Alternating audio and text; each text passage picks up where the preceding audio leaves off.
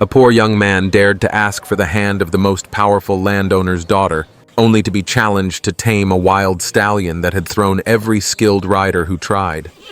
No one knew the horse carried a dark secret, and that 7 fateful days would uncover a truth capable of turning all their lives upside down. What happened next? No one in town could have ever imagined. If you love stories of love, courage, and impossible challenges, don't forget to like, comment, subscribe, and keep listening to find out what happened next. The harsh sound of coughing woke Daniel before the first light of dawn.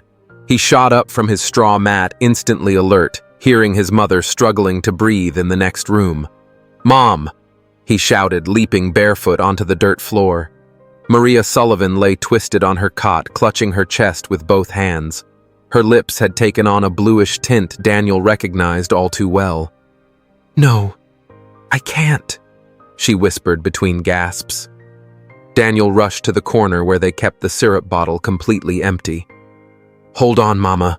I'll get your medicine," he said urgently, but Maria shook her head toward the small table where the last few coins from the day before lay scattered.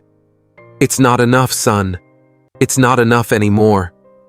Daniel grabbed the coins and counted quickly. 3 pesos and 50 cents. The syrup costs 5. "Yeah, we've got enough," he lied, pocketing the change. "Just let me get ready for work." With trembling hands, he lit the small brazier and set water to boil. While brewing cinnamon coffee in a clay pot, he ran the numbers in his head. If he could work a double shift at Mr. Carter's ranch, he might scrape together the extra money. But that meant coming home late, leaving his mother alone all day. "Daniel," Maria's voice was weaker now, "I don't want you to keep sacrificing yourself for me. Don't talk like that, Mama, you're going to get better," he insisted. He warmed yesterday's tortillas and poured the coffee into 2 chipped mugs. She barely managed a few sips before another coughing fit shook her whole body. Daniel pulled on his only clean shirt and his patched sandals. Before heading out, he stepped to her bedside. "I'll be back this evening with your medicine. I promise." The walk to Mr. Carter's ranch took an hour on foot. Daniel knew every stone and every tree along the path. He'd been making that trek for 5 years, ever since his father died in a cattle accident when he was 14. By the time he arrived, several other workers were already gathered waiting for their assignments. Frank, the 60-year-old foreman, called out from a distance, "Daniel, I need you at the big corral. 3 cows got out, fence needs fixing." On it, Mr. Frank Daniel ran over, finding the cows grazing calmly outside their enclosure. He patiently herded them back in before checking the broken fence posts. "I'll need new wire and 3 posts," he called out. "No new wire. Make do with what's here," Frank replied. Daniel sighed. It was always the same, patching things up with worn-out materials that barely lasted a few weeks. But he couldn't complain. He needed the job. He worked straight through the morning, mending fences, milking cows, hauling sacks of corn. When Frank shouted that it was lunchtime, Daniel jogged over. "Mr. Frank, any chance I can work a double shift today?" Frank gave him a curious look. "You're in a hurry for cash. My mom's sick. I need to buy her medicine," Daniel explained. The older man nodded, understanding. "All right, kid. But you'll be working the back pasture, need to move all the cattle to the north corral." "Thank you, Mr. Frank. I really appreciate it." The rest of the day was exhausting. Under the blazing sun, Daniel drove the herd across rough ground, fixed a broken water pump, and helped load a truck with alfalfa bales. His hands were scratched and bleeding from thorns, his back ached, but he didn't complain. At sunset, Frank handed him his pay, 8 pesos. "Here you go, Daniel. Good work." Daniel sprinted toward town, the coins clutched tightly in his fist. At the pharmacy, he bought the syrup and still had enough left over to pick up some fresh tortillas. When he reached their small shack, he found his mother sitting at the doorway waiting for him. "How are you feeling, Mama?" "Better, son," she replied softly. "But I'm worried about you. You're wearing yourself out with all this work." Daniel handed her the bottle and sat beside her. "Don't worry about me.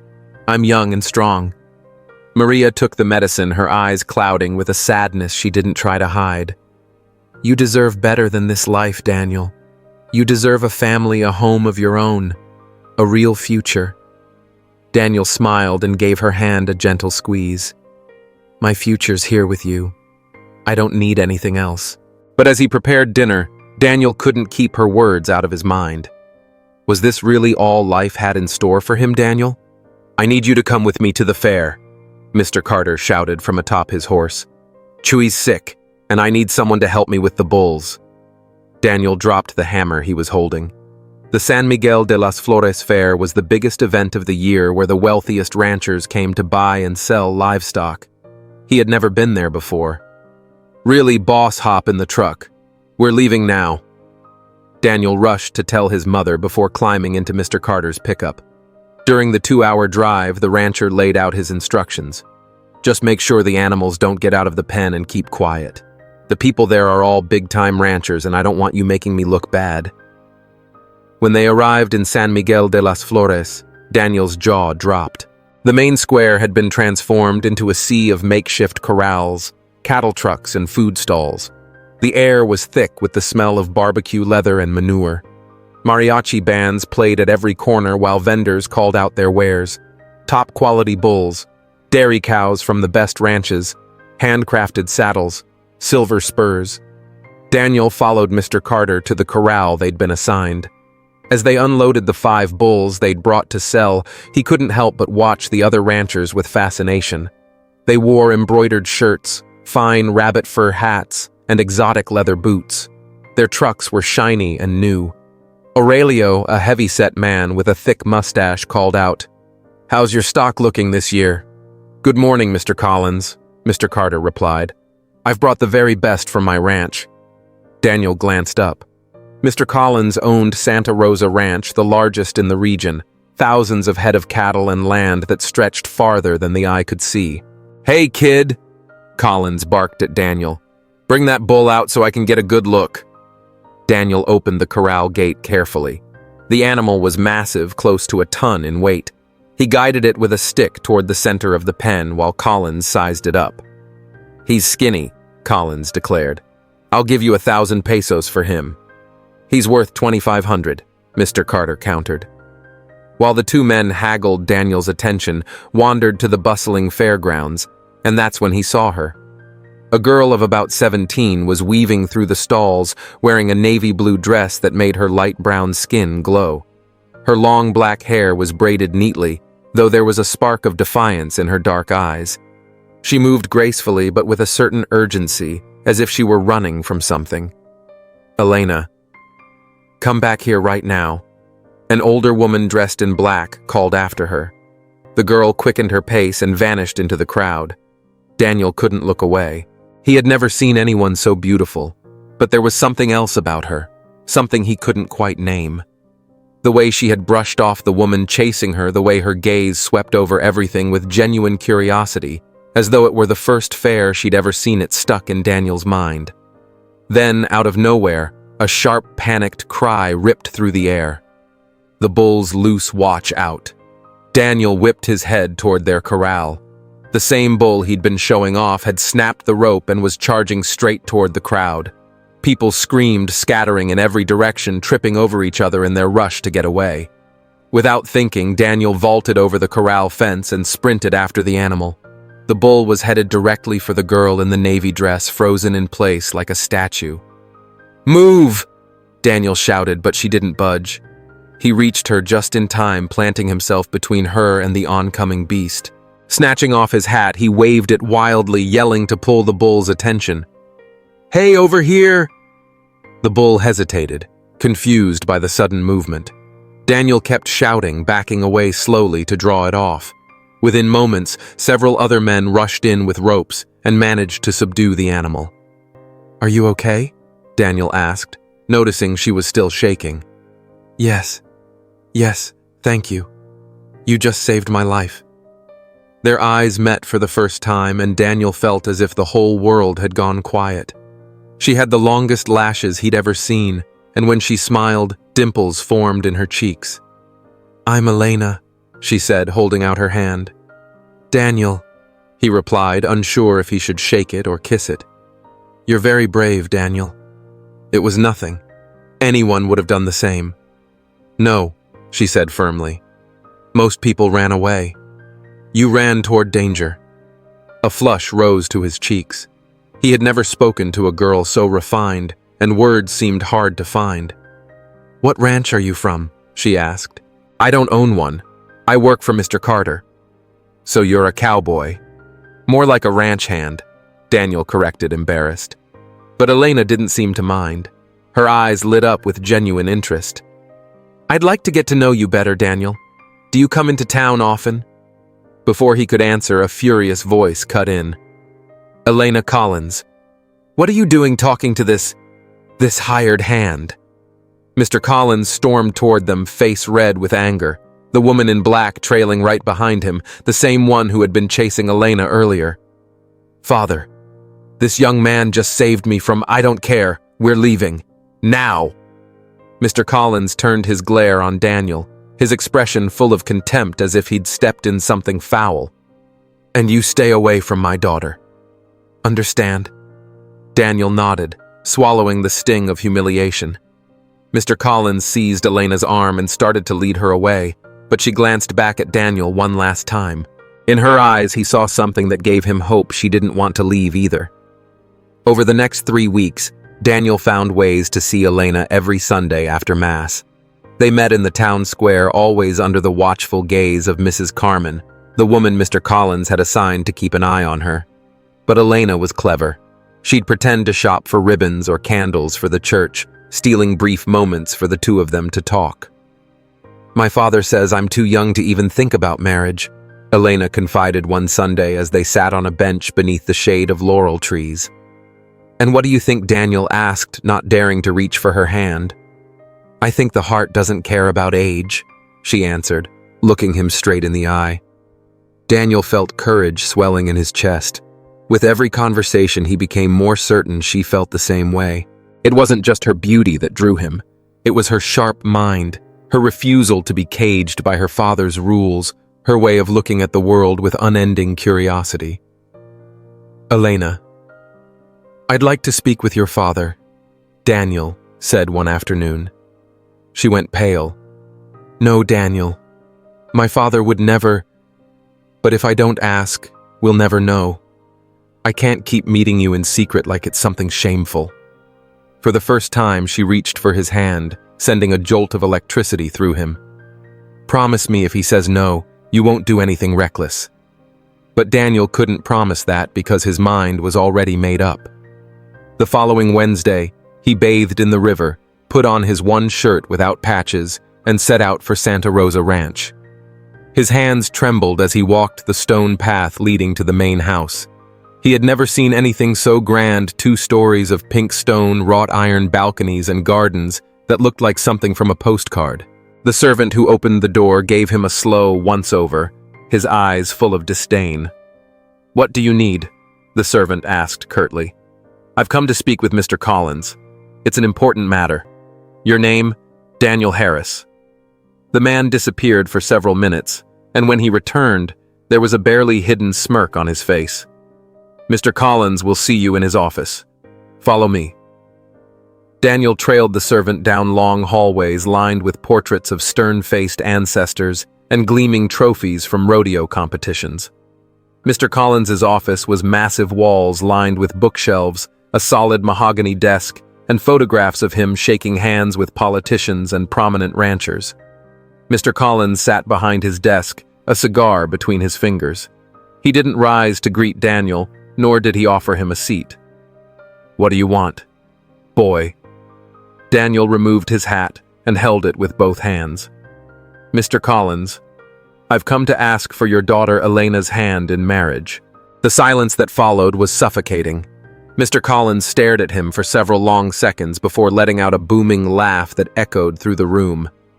You, a penniless ranch hand wanting to marry my daughter? Yes, sir. I love her and she loves me. Love, Mr. Collins, rose from his chair, still chuckling. Do you have any idea what my daughter is worth, boy? Do you know how many suitors with respectable names and land of their own have come here to ask for her? No, sir. But I know I can make her happy. With what Collins sneered. Your mud brick shack and 3 pesos a day. My daughter was educated at the finest school in the capital. She speaks French, plays the piano, and has been riding horses since she was 5 years old. What can you possibly offer her? Daniel's face burned with humiliation, but he refused to look away. I can offer her my love, my respect, and the honest work of my hands. Mr. Collins walked over to the window that overlooked the main corral and pointed. See that horse boy? Daniel followed his gaze. It was the most stunning and intimidating animal he had ever seen, a coal-black stallion with rippling muscles and eyes full of rage. Yes, sir. That's the Black Devil. I bought him 2 years ago from the best breeder in Jalisco. He's thrown 12 seasoned riders. 2 of them left with broken bones. No man has stayed on him longer than 10 seconds. Daniel wasn't sure where this was going. He's a magnificent animal, Mr. Collins. I'll make you a deal, boy, Collins said, turning back toward him with a cruel smile. If you can tame that horse, I'll give you my daughter's hand in marriage. Daniel's heart skipped a beat. He was deadly serious. You've got 1 week, 7 days to break the Black Devil. If you do, Elena's yours. If not, you stay away from her forever. Out in the hallway, Elena had overheard every word. She clapped her hands over her mouth to keep from crying out. She knew that Horse had seen him injure men with decades of experience. I accept, Daniel said without hesitation. Perfect, Collins replied, clapping his hands once. You start tomorrow at sunrise, and boy, better have your will in order. Daniel left the ranch with his legs trembling but his heart burning with determination. He didn't know how he was going to tame that beast, but he had to try. Elena was worth any risk. By nightfall, the news had spread through the town like wildfire. In the cantina, at the store, and the church, everyone was talking about the crazy ranch hand who had agreed to break the Black Devil for love. Some placed bets for him, but most bet against him. Either way, they all planned to be there to watch. Daniel didn't sleep a single minute that night. He lay on his cot staring at the ceiling, running through strategies in his mind. He had helped break colts before at Mr. Carter's ranch, but nothing like this. Nothing like the Black Devil. At 4 in the morning, he got up, crossed himself before the small altar to the Virgin Mary his mother kept, and started the long walk to Santa Rosa Ranch. The first light of dawn was just breaking when he reached the main corral. Several cowhands were already there, grinning with amusement. Look who's here, one of them called. The horse whisperer, another mocked. Got your will ready, kid?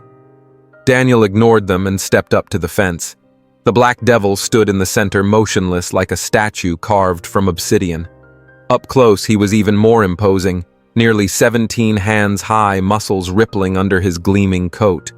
But it was his eyes that struck Daniel the hardest.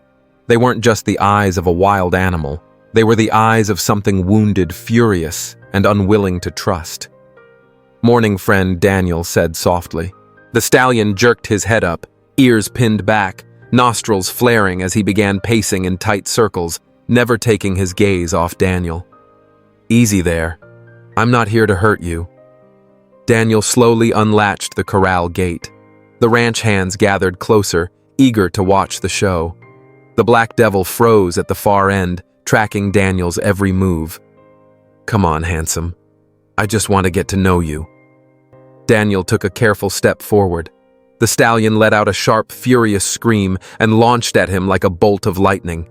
Daniel barely had time to throw up his arms before the animal's chest slammed into him, knocking him hard into the wooden fence.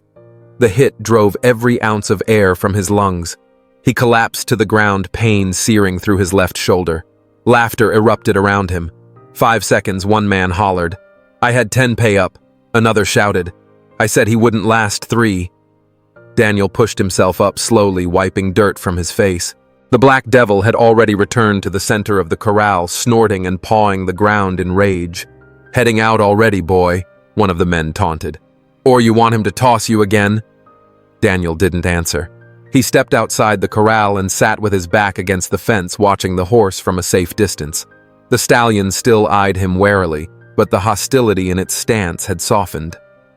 What are you doing sitting there? Another ranch hand called. Giving up already, I'm thinking, Daniel replied. The men eventually lost interest and went back to work. Everyone except an older man with a gray beard and hands weathered from decades of labor. "You're Pancho, right?" Daniel asked. "Mr. Carter's told me about you." "That's me. And you're the crazy kid who wants to marry Miss Elena." "That's right." Pancho eased down beside him, pulled a pouch of tobacco from his pocket, and began rolling a cigarette. "You know anything about that horse's past?" Daniel asked. Pancho lit the cigarette, drew in a slow breath, and exhaled before answering. "More than I care to.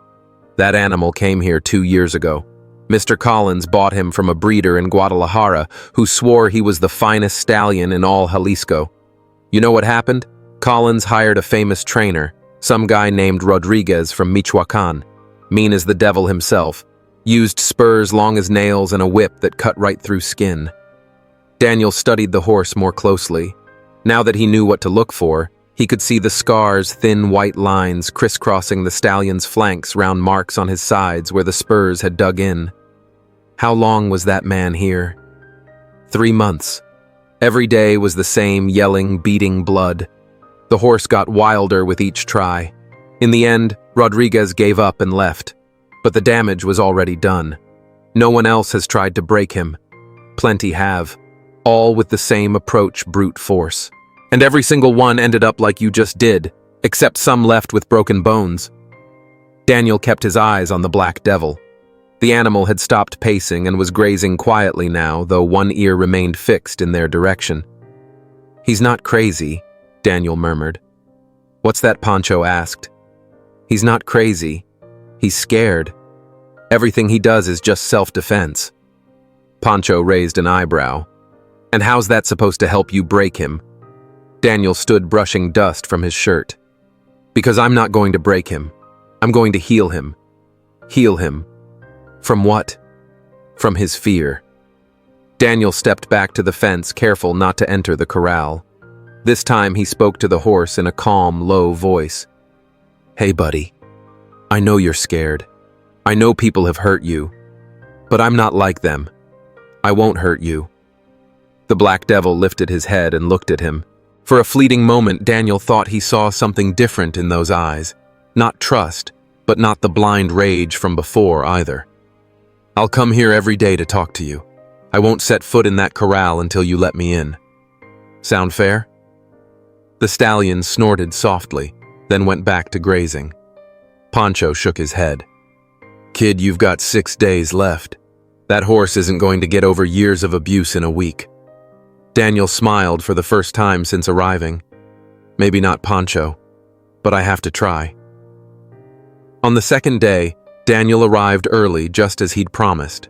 He brought a sack of carrots bought with his last few coins and a chunk of brown sugar his mother had given him. "Good morning, buddy." He greeted the black devil, taking a seat in the same spot as the day before. The stallion lifted his head at the sound of his voice but didn't come closer.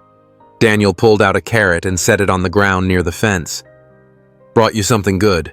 You don't have to come if you don't want to." As he waited, Daniel began talking about his life, about his sick mother, about the years working on different ranches, about his dream of having a family of his own someday. "I know what it's like to be alone and scared," he told him.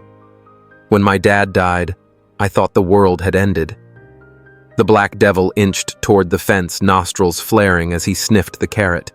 His eyes stayed locked on Daniel, ready to bolt at the slightest sudden move. Meanwhile, back in town, Mr. Collins was already working to ruin Daniel's name. That morning, he stopped at Mr. Everett's general store while buying tobacco. "Have you heard about young Daniel Harris's latest madness?" he asked. "What madness, Mr. Collins?" "He's got it in his head he can tame the black devil. The boy's lost his mind." "Would you give work to someone like that?" Mr. Everett frowned. Daniel had helped him unload supplies more than once and had always been dependable. "Daniel's always struck me as a level-headed young man. That was before. Now he's obsessed with my daughter. He's capable of anything. If I were you, I'd be careful." The same warning made its way through the butcher shop, the blacksmiths, and the cantina. Mr. Collins had pull all over town, and when he spoke, people listened. By midday, Several shop owners had already decided they wouldn't be giving Daniel any more work. Back at the ranch, the cowhands watched with interest as Daniel went through his strange daily routine. Some laughed openly. "Look at the horse whisperer," shouted Tomas, a young hand.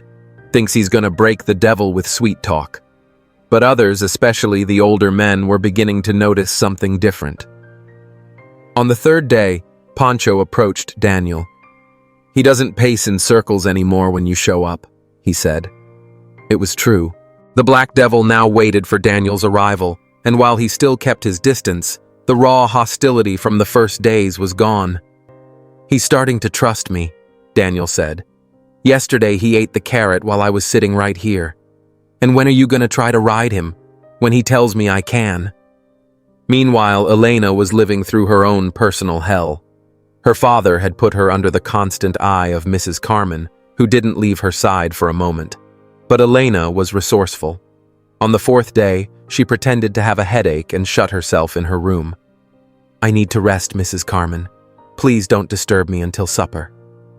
The moment the woman left, Elena slipped out her window and ran to the back corral where she could watch without being seen. What she saw hit her straight in the heart. Daniel sat by the fence, his face still marked with bruises from his first encounter with the stallion. His shirt was torn. His hands were wrapped in bandages, yet his voice was gentle and steady as he spoke to the animal. "I know it's not easy to trust again," he was saying. "It took me a long time after my dad died. But there are good people in the world, friend. Not everyone is the same." The Black Devil stood just 6 feet from the fence, listening. Elena had never seen the horse so calm. "Elena told me you like to run free across the fields," Daniel continued. "She said you used to be different, that you used to run with joy. I want to help you feel that way again." Elena felt her eyes well with tears. This man was risking his life for her, doing it with a quiet nobility that moved her to her core. That night she couldn't sleep. She got up several times to look out her window toward the corral. Around 2 in the morning, she spotted a shadow moving near the fence. Someone was in there doing something to the ground. She threw on her clothes and climbed out the window. Moving silently, she crept closer, staying in the shadows. The full moon lit the scene clearly enough. She saw Jacinto, one of her father's most loyal hands, scattering something on the ground. As she got closer, she realized what it was: long nails placed especially in the spots where Daniel usually sat. Elena waited until Jacinto was gone, then ran into the corral. She started picking up the nails with her bare hands, slicing her fingers in the dark. There were dozens of them, carefully placed to injure both the horse and Daniel. "Damn you, father," she muttered through angry tears. When she had gathered as many as she could find, she stopped and looked at the Black Devil. The stallion stood in the center of the corral, calm. "He's really trying to help you, isn't he?" she whispered. "He's not like the others." The horse stepped slowly toward the fence. For the first time in 2 years, he let someone besides Daniel get close without lashing out. Elena reached her hand out carefully. The Black Devil sniffed her fingers, then gently touched them with his muzzle. "Take care of him," Elena murmured. "Take care of Daniel. You need each other." She returned to her room with a new sense of resolve. Her father could try to sabotage Daniel, but she wasn't going to sit back and let it happen. The next day, Daniel found a small note tucked under a stone near the corral. "Be careful, you're more loved than you know." Daniel smiled. He wasn't alone in this fight. On the 5th day, he woke with an odd sense of danger. As he walked toward the corral, something shiny on the ground caught his eye. He bent down and found a long, rusted nail half buried in the dirt, then another and another. "Son of a..." he muttered, collecting the rest that Elena hadn't spotted in the dark. The Black Devil watched from the center of the pen, uneasy. He had sensed the threat during the night when Jacinto trespassed into his space. Daniel examined the nails closely. They'd been placed exactly where he usually sat or walked. If he'd gone in like usual, both he and the stallion could have been seriously hurt. "So Mr. Collins wants to play dirty," Daniel said quietly. But instead of anger, he felt a strange satisfaction. It confirmed something he'd already suspected. Mr. Collins was afraid he might actually succeed. Sabotage meant he was making progress. "You know what, buddy," he said to the Black Devil. "This tells me more about your story than I ever imagined." After making sure the ground was clear, Daniel sat in his usual spot. He pulled out the carrots as always, but this time he also brought something different, an old book he'd borrowed from Father Miguel. "Today, I'm going to tell you a story," he said to the horse. "It's about a man who was mistreated but found a way to heal." He began reading aloud the story of Job, his voice soft but steady. The Black Devil moved closer than ever before, just 3 feet from the fence. At midday, Daniel went looking for Pancho. "Pancho, I need you to tell me everything you know about this horse's past. All of it." Pancho eyed him curiously. "Why all the questions?" "Because I think the key to helping him is understanding exactly what was done to him." Pancho sighed and settled into the shade of a mesquite tree. "All right, kid, but it's an ugly story." He told Daniel the Black Devil had been bought from a traveling circus that toured the country. In that circus, they forced him to perform humiliating tricks, walking on his hind legs, leaping through flaming hoops, carrying several men at once. "How did they train him to do that?" Daniel asked. "Mostly with hunger," Pancho said. "They'd starve him until he obeyed, and if he resisted, they used whips tipped with metal and spurs that left deep wounds." Daniel's stomach turned. How long was he in that circus? 5 years since he was a colt. When Mr. Collins bought him, the circus owner warned he was a troublemaker, but said a firm hand could control him. That's why Collins hired that cruel trainer, figured more violence was the answer. Only made things worse. Daniel walked back to the corral with an entirely new understanding. He wasn't dealing with a wild horse, he was facing an animal that had been systematically tortured for years. To him, any human approach meant danger. "Now I get it," Buddy Daniel said softly. "You're not mean, you've just learned people hurt you." That afternoon, Daniel completely shifted his approach. Instead of trying any physical contact, he sat down and began to sing. They were lullabies his mother had taught him as a boy, gentle, comforting melodies.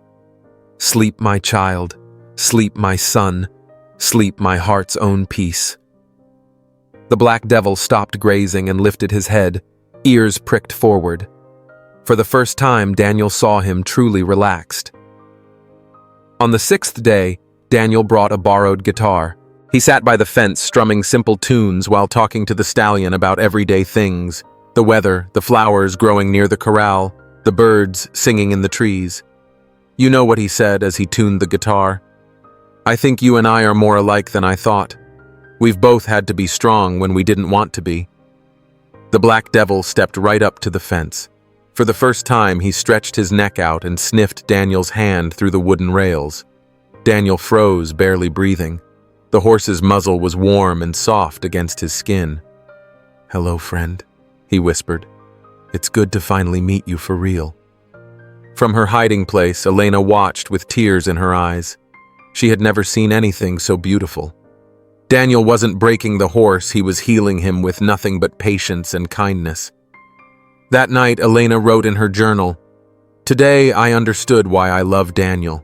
It's not just his courage or determination, it's because he has a soul that can mend what others have broken.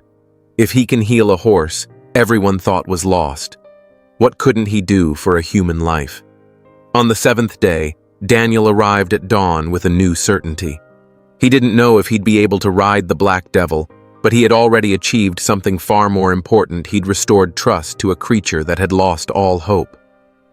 "Good morning, buddy," he said as always. This time, the Black Devil walked straight to him and rested his head over the fence, letting Daniel stroke him for the first time. "Today's the day," Daniel whispered, "but only if you want it. I won't force you." The stallion met his eyes not with fear, but with something that looked like gratitude. Daniel had learned the most important lesson of all. Real strength doesn't come from conquering, but from healing. Not from domination, but from love. And that lesson was about to change his life forever. The moment Daniel had been waiting for came naturally without forcing a thing. That morning, the Black Devil approached the fence as he had the last 2 days. But this time, when Daniel offered a sugar cube, the stallion not only took it, he allowed Daniel's fingers to brush gently along his neck. "You're a good boy," Daniel murmured, feeling the silky black coat beneath his fingertips.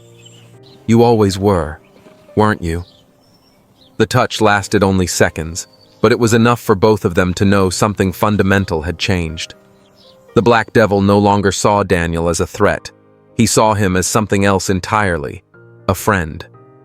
The ranch hands, watching from a distance, stood in stunned silence. Tomas, who had bet against Daniel, stepped forward slowly. "I can't believe it," he muttered. "The horse is letting him touch him." "Told you this kid was different," Pancho said with a satisfied grin. "Not all trainers understand that patience is worth more than strength." Over the next few days, progress was steady. Daniel spent hours by the corral, and the Black Devil grew so used to his presence that he began seeking him out when he wasn't there. On the 10th day, Daniel achieved something no one had in 2 years. He stepped into the corral without the stallion reacting. "I'm going in real slow," he told the horse. "If you don't like it, just let me know and I'll leave." The Black Devil watched as Daniel walked to the center of the pen, but stayed calm. When Daniel sat down on the ground, the stallion wandered over and began grazing beside him, as if it were the most natural thing in the world. "Look at that!" one of the ranch hands shouted. "He's inside the corral." The news spread quickly through the ranch. Even a few workers who had been mocking Daniel earlier began to look at him with a measure of respect. The next day, Daniel brought a soft cotton rope his mother had woven. "Mind if I put this on you?" he asked the stallion, holding the rope up for him to see. "It's just so you get used to it. I'm not going to pull you or anything." The Black Devil sniffed the rope, then allowed Daniel to drape it gently around his neck. It wasn't a rein or a halter, just a soft cord that rested on his coat like a caress. "Perfect, buddy. You're brave." From her usual hiding spot, Elena felt her heart swell with joy. For the first time since the challenge began, she truly believed Daniel could do it. That night, she managed to slip away from Mrs. Carmen's watchful eye and met Daniel in the town square. "Daniel," she whispered from behind the fountain. "Come here." Daniel hurried over, and Elena threw herself into his arms without caring who might see. "You're doing it," she said, tears in her eyes. "The horse trusts you." "The hardest part is still ahead," Daniel replied. "Riding him is a whole different thing, but if he trusts you, isn't it the same?" "I don't know, Elena.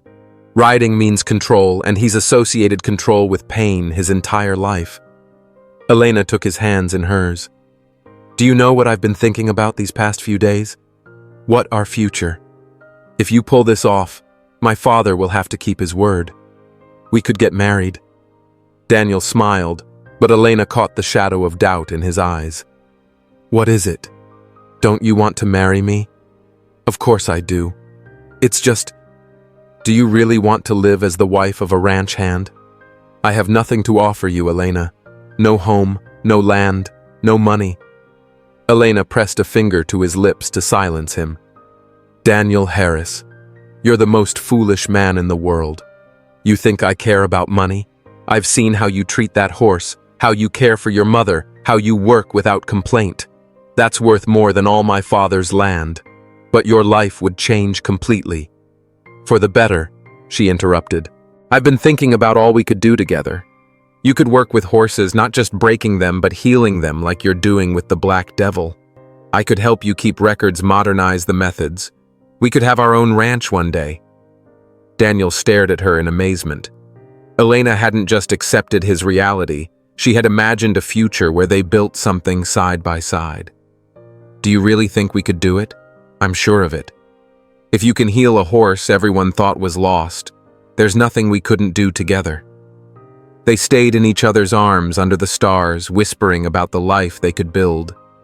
Elena told him about the veterinary books she'd secretly read, the modern breeding techniques she'd seen in magazines from the capital.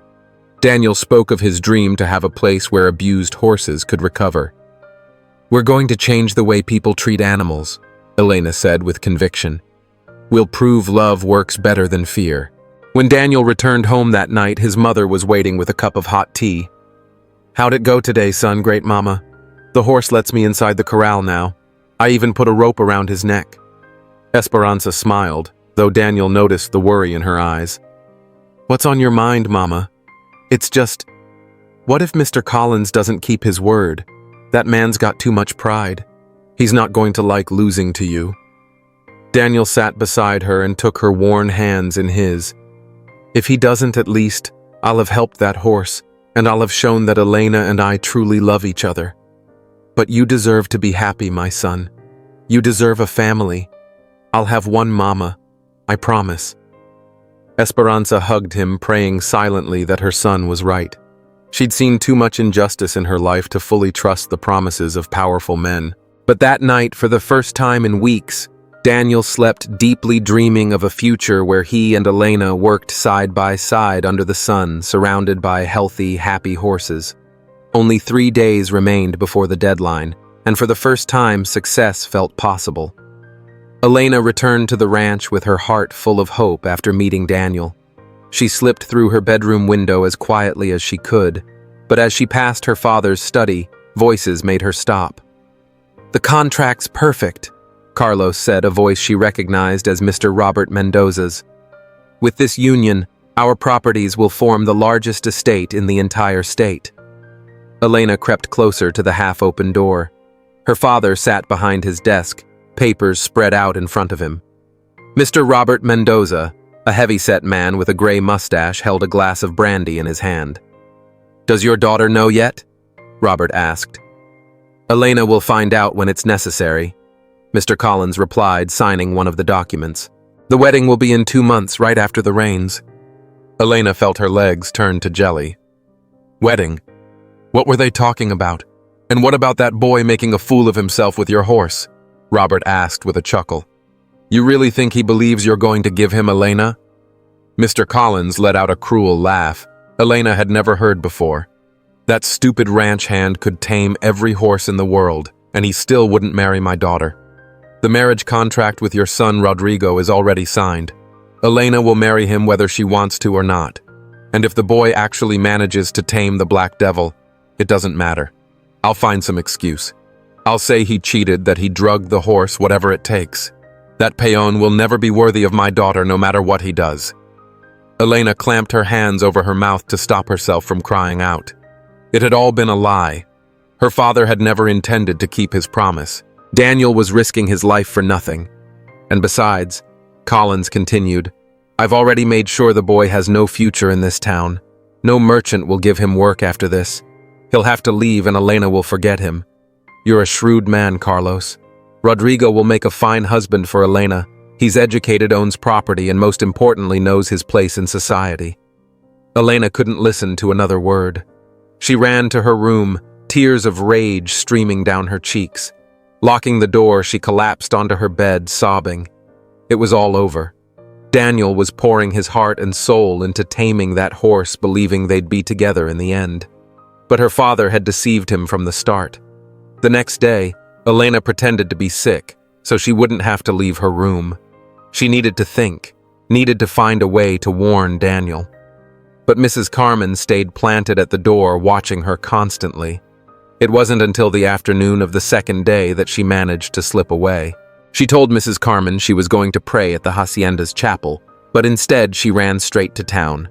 She found Daniel sitting on a bench in the plaza, staring into the distance. He looked exhausted, yet there was still hope in his expression. In his hands, he held a small wooden box. "Daniel," she called, running toward him. He stood as soon as he saw her, smiling. "Elena, I'm so glad you came. I have something to show you," he said, opening the box. "It's a ring that belonged to my grandmother." "It's not much, but Daniel, stop," Elena interrupted, tears filling her eyes. "I have to tell you something terrible." The smile faded from Daniel's face. "What is it?" She told him everything she had overheard. Each word landed like a dagger in Daniel's chest. He watched as hope drained from his own eyes, felt his shoulders sag under the weight of betrayal. "The contract's already signed," he asked, his voice breaking.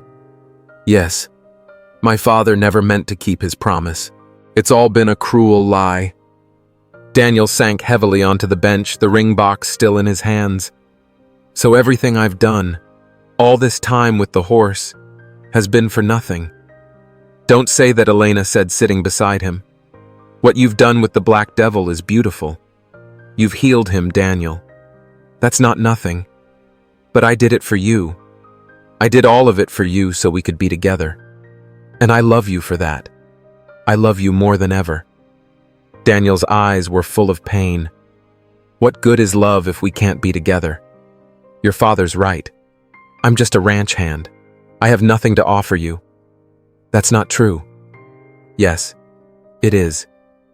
Look at me. Elena, really look at me. I live in a mud brick shack. I work from sunup to sundown for a few pesos. My mother's sick and I can't even afford her medicine. What kind of life could I give you?" Elena took his hands, but Daniel gently pulled them away. "Maybe your father's right," he said quietly. "Maybe I got carried away chasing an impossible dream. Maybe it's better if you marry someone from your own world." "Don't say that. Don't you dare say that. What's the point of fighting Elena? What's the point of finishing with the horse if it's all going to mean nothing?" Daniel stood, slipping the ring box into his pocket. "Maybe I should leave town, find work somewhere else, start over." "Daniel, please." "No, Elena. This is over. Your father's won. He was always going to win." Elena watched him walk away, her heart shattering.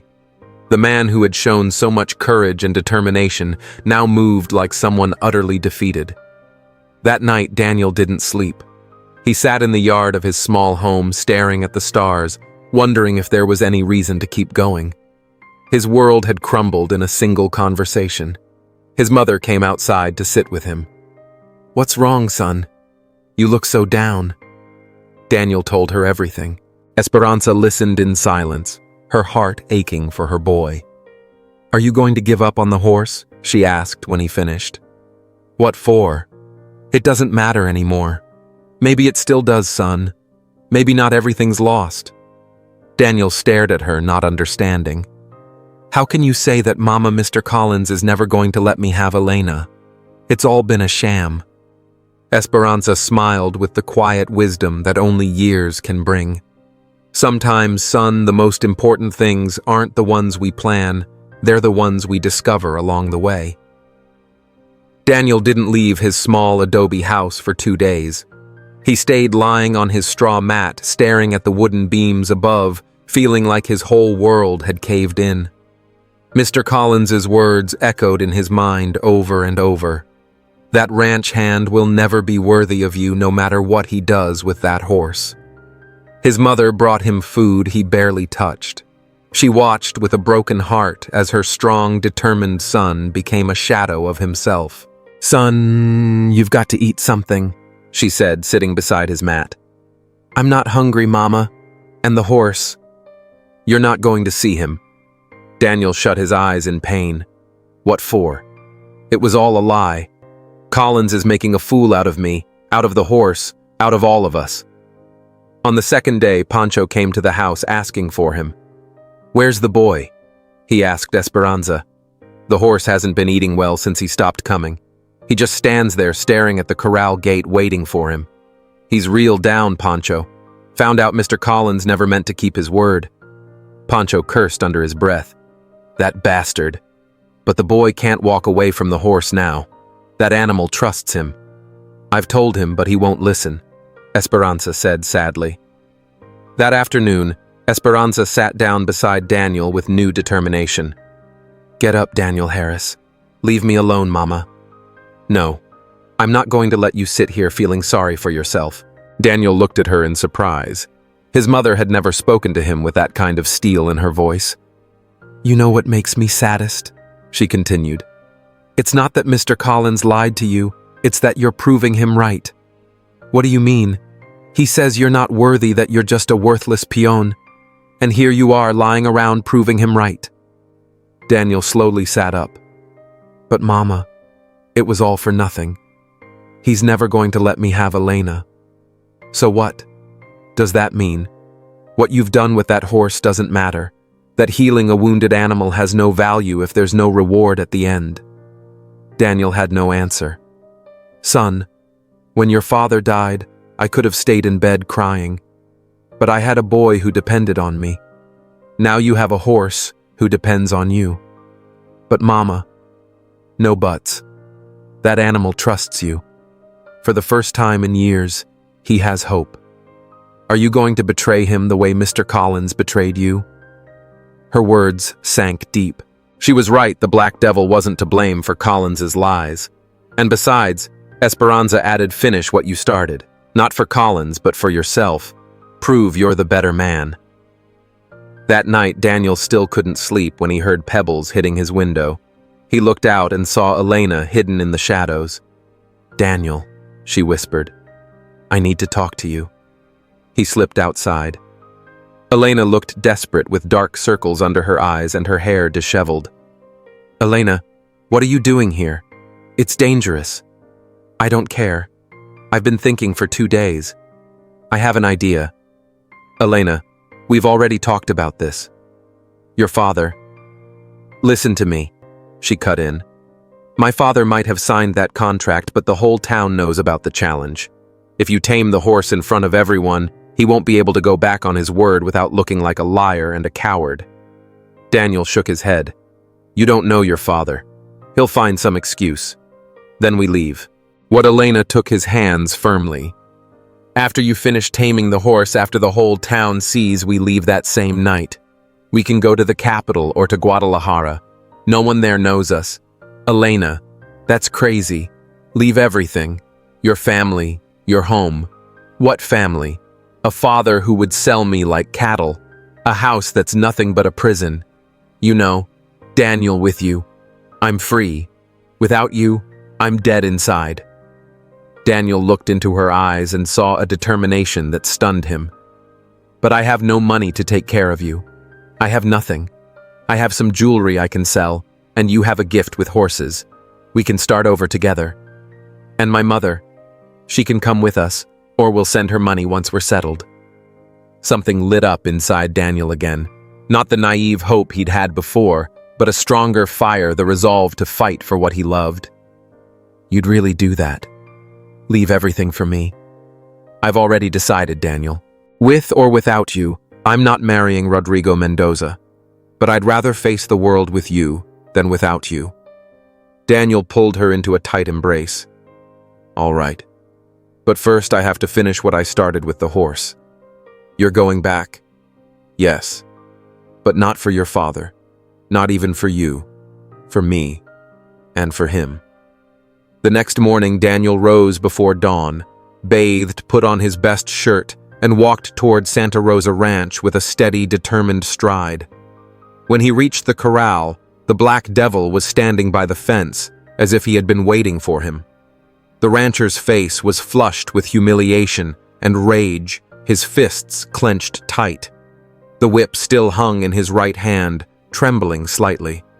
Mr. Collins, Daniel said in a steady but respectful voice, I've held up my end of the bargain. I tamed the Black Devil just like you asked. That wasn't taming, Collins roared. That was witchcraft. Nobody changes a horse like that. A wave of outrage swept through the crowd. Witchcraft, my foot, a woman shouted. We all saw him out here day after day. It was nothing but honest hard work, another man added. Don't be a sore loser, Mr. Collins. Collins glanced around searching for support, but all he found were faces filled with disapproval. Even his own ranch hands avoided his gaze. And besides, he tried again. Desperation creeping into his voice, the deal was to break the horse, not do some circus tricks with him. The horse obeyed me completely, Daniel replied. He walked when I told him to walk, stopped when I told him to stop. That's breaking a horse, Mr. Collins. But he reared when the whip cracked. Because you cheated, Pancho shouted, stepping forward. That wasn't part of the deal. The tension was thick in the air. Collins looked more and more cornered, but his pride wouldn't let him admit defeat. That's when Elena appeared. She had come down from the balcony and was striding toward the group despite Mrs. Carmen's frantic protests. "Miss Elena, get back here this instant." But Elena didn't stop.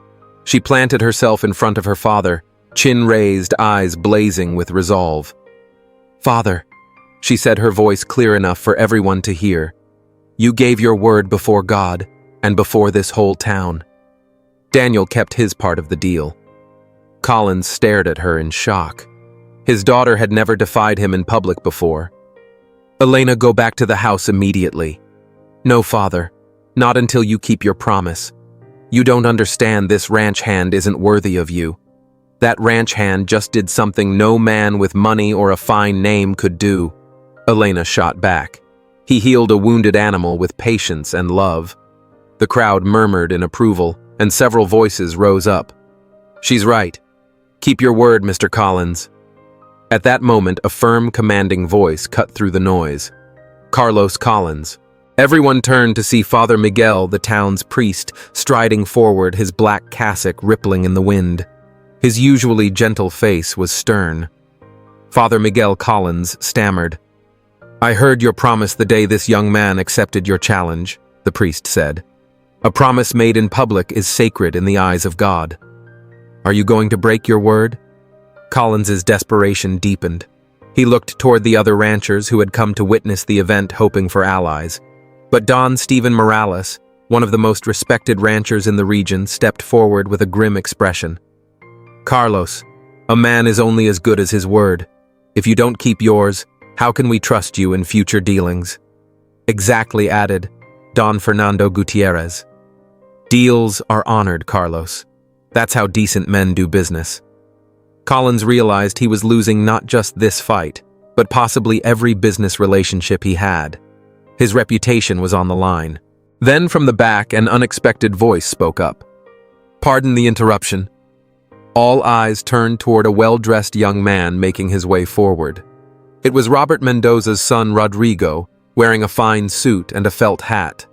Rodrigo Collins said with relief, "Tell them all that Elena is already engaged to you." But Rodrigo held up a hand to silence him.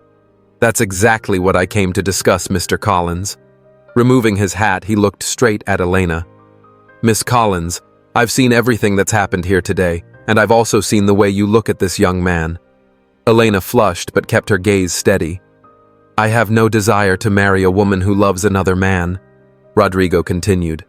"That wouldn't be fair to you, to me, or to him." Collins gaped. "Rodrigo, but the contract, my father and I have talked. We'd rather form a direct business alliance than force a marriage. There are other ways to join our properties."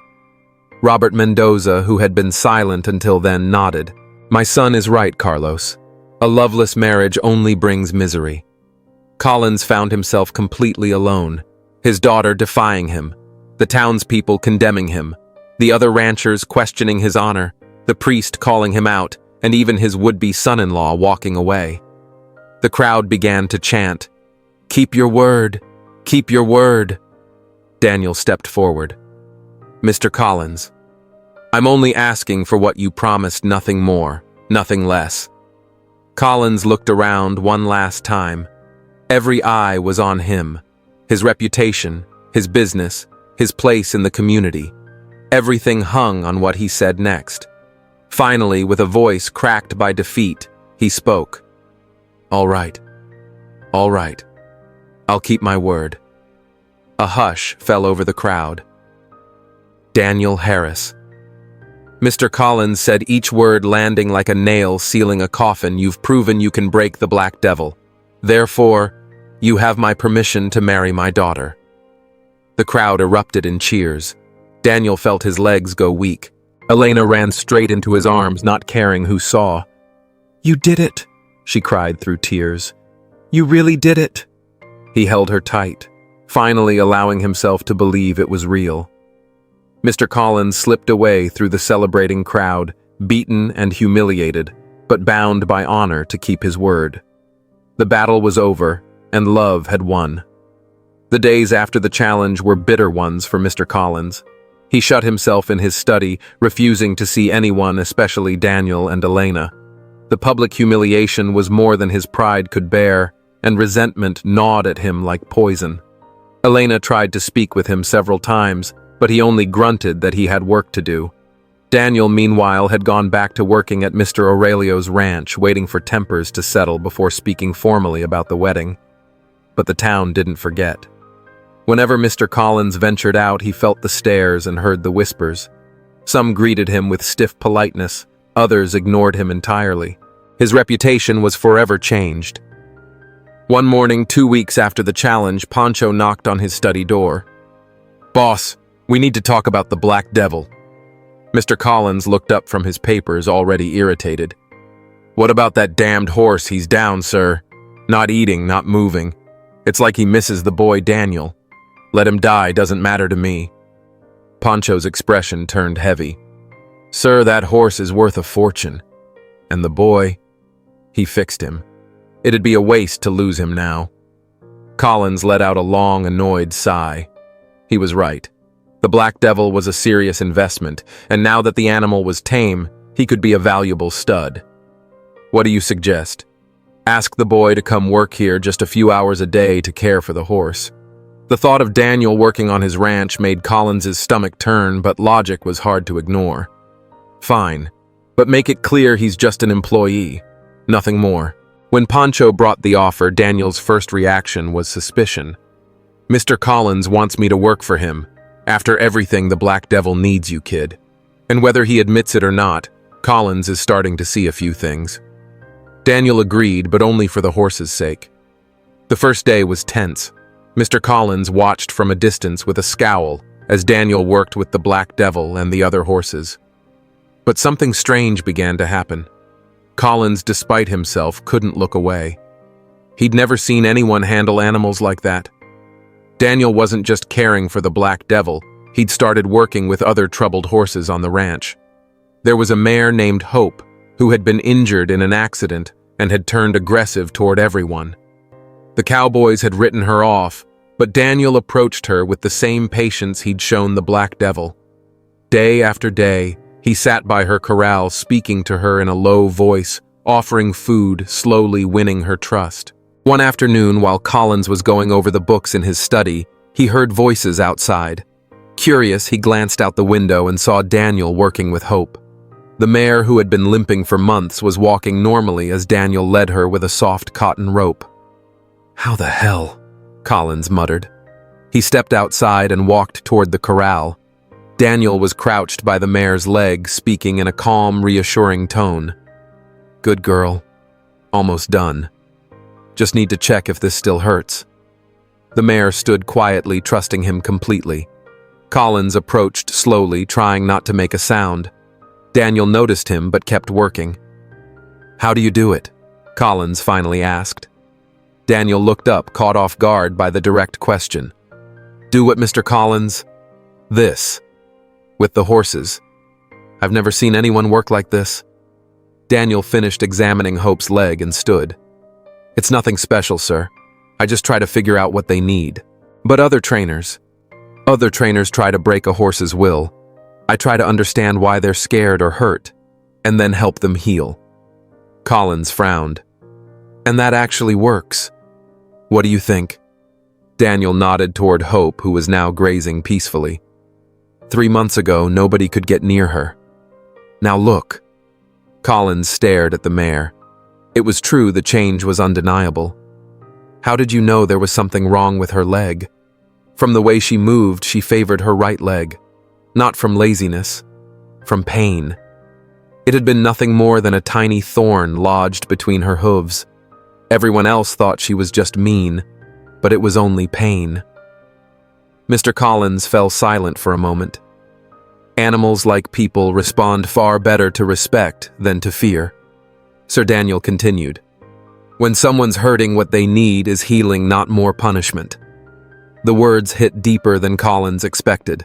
For the first time, he began to see Daniel not as the ranch hand who had stolen his daughter, but as a man with genuine wisdom. "And you think that works on people too?" he asked. Daniel met his gaze without flinching. "I believe everyone deserves a second chance, Mr. Collins, even when they've made mistakes." For the first time in weeks, Collins felt something he hadn't allowed himself to feel: peace. This young man wasn't holding a grudge despite everything. "Daniel," he said at last, maybe we could talk more often. About horses, I mean." Daniel smiled for the first time since he'd started working there. "I'd like that, sir."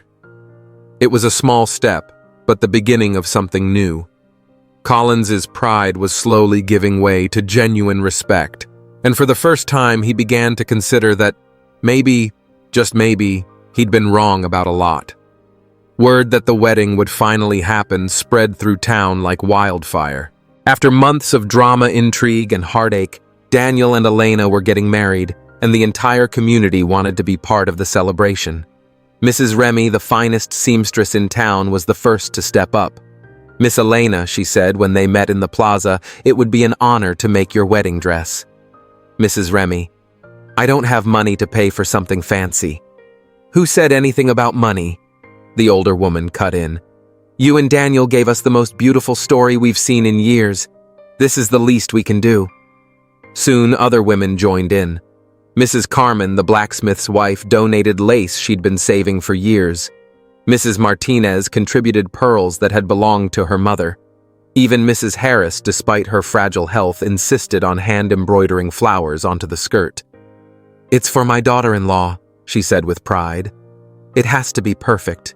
The men in town weren't about to be left out." Mr. Everett, who owned the general store, organized a collection to buy the finest fabric they could get from the capital. The blacksmith personally forged the wedding rings and refused to take payment. "Daniel carried sacks of corn for me last year when I hurt my back," he said. "Now it's my turn to help him." Even the town carpenter, Mr. Samuels, offered to build a special altar in the main plaza. "The church is too small for everyone who's going to want to come," he explained. "Better to have the ceremony outside where everyone can see." Daniel, overwhelmed by so much generosity, tried to protest. "I can't accept all this. It's too much." But Pancho calmed him with a smile. "Kid, let them. This wedding isn't just yours and Elena's, it belongs to the whole town. Everyone feels like they're part of this story." Mr. Collins watched the preparations with mixed feelings. Part of him still smarted from losing control of the situation, but he couldn't deny that seeing Elena so happy moved him deeply. One afternoon, as he sat reviewing the account books, Elena walked into his study. "Dad, I need to talk to you." He looked up. His daughter was radiant, more beautiful than he'd ever seen her. "What is it, sweetheart? I want you to walk me down the aisle." Collins felt a lump rise in his throat. "Elena, I know you didn't have my approval from the start. I know I hurt you by trying to force my will, but you're my father, and I can't imagine that day without you." He stood and embraced his daughter for the first time in months. "Of course I'll walk you down the aisle. You're my daughter, and even if I don't understand all your choices, I love you." The morning of the wedding dawned perfect. The sky was clear, and a gentle breeze stirred the flowers decorating the entire plaza. The altar Mr. Samuels had built was a carved masterpiece adorned with the town's finest blooms. Daniel dressed at Pancho's house. Pancho had insisted on being his best man. The suit the town's merchants had gifted him fit perfectly, black with a gray vest and a silk tie. "You look sharp, kid," Pancho said, straightening the tie. "Your father would be proud." "I wish he could be here to see it," Daniel murmured. "He is here," Mrs. Harris said from the doorway, wearing her best dress. "He's in your heart, and in everything good he taught you." When they arrived at the plaza, Daniel was left breathless. It seemed the whole town was there, people from distant ranches, families in their finest clothes, children darting between rows of chairs tied with white ribbons. But what moved him most was seeing the Black Devil, now renamed Hope, standing near the altar. The horse stood adorned with white flowers and golden ribbons, looking magnificent. Daniel had insisted he be there. "He's the one who truly brought us together," he'd told Elena. "He has to be part of this day." The village musicians began to play as Elena appeared at the entrance to the plaza, and Daniel felt his heart skip a beat. She was breathtaking in her white gown, the veil hand-embroidered by her future mother-in-law drifting gently in the breeze. Beside her walked Mr. Collins, head held high, wearing an expression of genuine pride.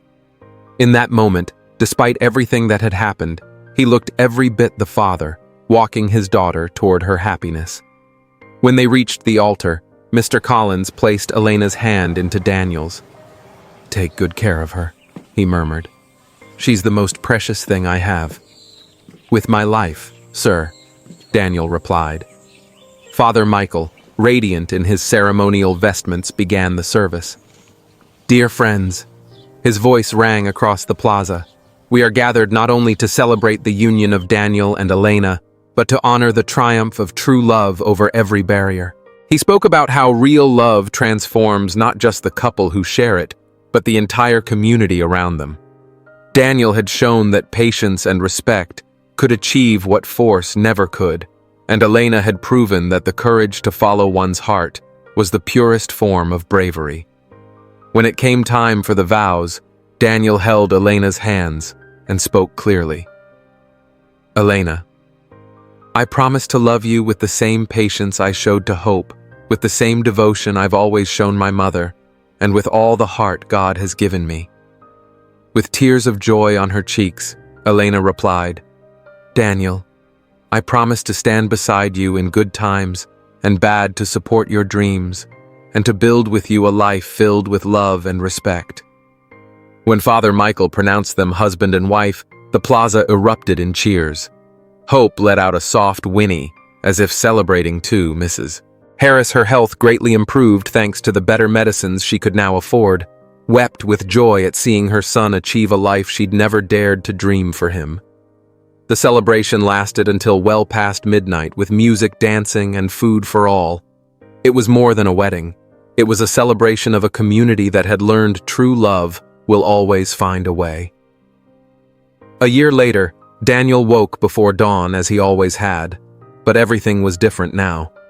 Beside him, Elena slept peacefully, one protective hand resting on the curve of her belly, already rounded with 6 months of pregnancy. The golden light of sunrise spilled through the windows of their new home, a modest but solid house Mr. Collins had built for them on the ranch land. Moving quietly so as not to wake her, Daniel stepped out onto the small porch. From there, he could see the corrals where Hope grazed peacefully alongside 3 mares and 2 foals born that year. The horse, once called the Black Devil, had become the most prized stallion in the region. "Good morning, my friend," Daniel murmured into the cool air, knowing Hope would hear. As if sensing the greeting, the stallion lifted his head and answered with a soft whinny. Footsteps behind him made Daniel turn. Mr. Collins approached, carrying 2 steaming mugs of coffee. "Figured you'd be up already," he said, handing one over. The relationship between them had changed completely over the past year. Collins no longer saw Daniel as the hired hand who had stolen his daughter, but as the son-in-law who had transformed not only his ranch, but his way of seeing the world. "How's Elena sleeping?" he asked. "Well enough, though the baby doesn't let her rest much. She says he's going to be a soccer player he never stops kicking." Collins chuckled, the thought of becoming a grandfather filling him with a joy he hadn't expected. "Have the visitors from Guadalajara arrived?" "Yes, they came in last night. They're staying in the main house. Mr. Avery says they want to learn the entire method, not just watch a demonstration." Over the past year, Daniel had developed what everyone in the region now called gentle taming, and his reputation had spread far beyond the valley. Ranchers from neighboring states came to study his techniques. What had begun as a desperate challenge had become a quiet revolution in how horses were treated. "You nervous?" Collins asked. "A little. It's the first time they've come from that far." "No reason to be," Collins said firmly. "What you're doing is extraordinary, Daniel. You've changed the way this whole region works with animals." It was true. In the last year alone, Daniel had helped heal more than 20 horses other trainers had written off as hopeless. His method of patience, respect, and understanding had proven not only more humane, but far more effective. Elena appeared in the doorway, wrapped in a shawl, her hair loose. "Morning, Dad." "Good morning, my love." Daniel leaned in to kiss her, resting a hand on her belly. "How are my 2 loves doing today? Your son is very active, feels like he's ready to come out and meet the horses." Or, Elena added with a teasing smile. It could be a little girl, ready to change the world like her father. Mr. Collins watched the exchange with a warmth that a year earlier would have been unthinkable. Seeing his daughter so deeply happy had been the greatest lesson of his life. Daniel Collins said, "There's something I want to tell you before the visitors arrive." "What's that, sir?" "I've been thinking about making your role as head foreman of the ranch official with a salary that reflects just how important you are here." Daniel was speechless. A year ago, he had been a landless laborer with no future. Now he was being offered a position that would make him one of the most respected men in the region. "This isn't charity, Daniel, it's justice. This ranch has never been so prosperous. The horses are healthier, the workers are happier, and our reputation is spreading across the state." Elena wrapped her arms around her husband, her pride shining in her eyes. And Collins continued, "I want you to start that school we've talked about." Daniel had long dreamed of opening a place where underprivileged kids could learn to work with horses using humane methods. He believed the next generation could change forever how people related to animals. "Are you serious?" "Completely. We can use the old corral and build a small classroom. I'll cover the startup costs." Daniel felt his eyes sting not just from the generosity, but from knowing how much a once stubborn, prideful man had truly changed. That afternoon, Daniel worked with the visitors from Guadalajara, demonstrating his techniques with a young horse that had arrived the week before. The animal, tense and aggressive at first, calmed under Daniel's patient touch. "How long does this usually take?" one rancher asked. "Depends on the horse and its history," Daniel replied. "Some trust in days, others take weeks. The key is never forcing the process, and this really works better than traditional methods." Daniel nodded toward Hope, grazing peacefully with her foals. "That horse was once called untamable. Now she's the mother of the finest colts in the region. What do you think?" The visitors stayed a week learning not just the techniques, but the philosophy behind them. When they left, they carried home more than knowledge. They carried a new way of seeing the bond between humans and animals. That night, Daniel sat on the porch with Elena beside him. Hope had wandered to the fence nearest the house as she did every evening. "What's on your mind?" Elena asked. "How strange life is. A year ago, all I wanted was to marry you. I never imagined all this would happen. You mean the school, everything. The school, the respect of the people, making peace with your father, this baby on the way." Elena took his hand.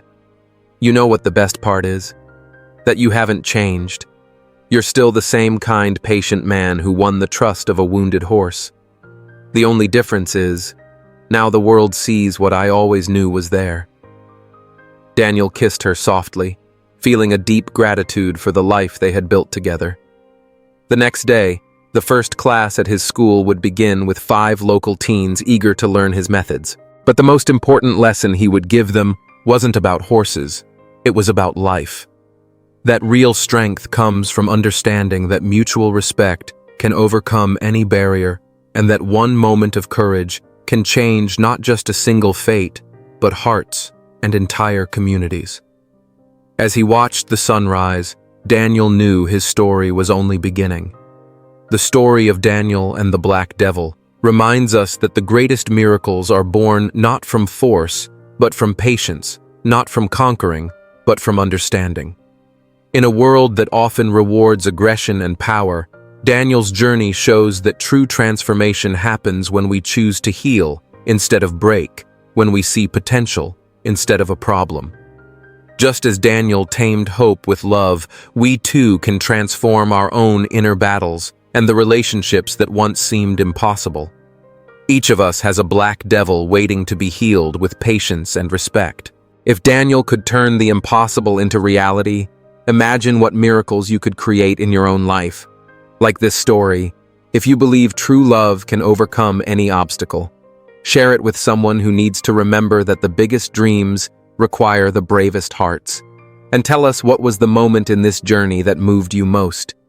Do you have your own story of perseverance that changed your destiny? Your experience might inspire thousands. And just as Daniel never gave up on hope, We'll never stop bringing you the stories you need to hear.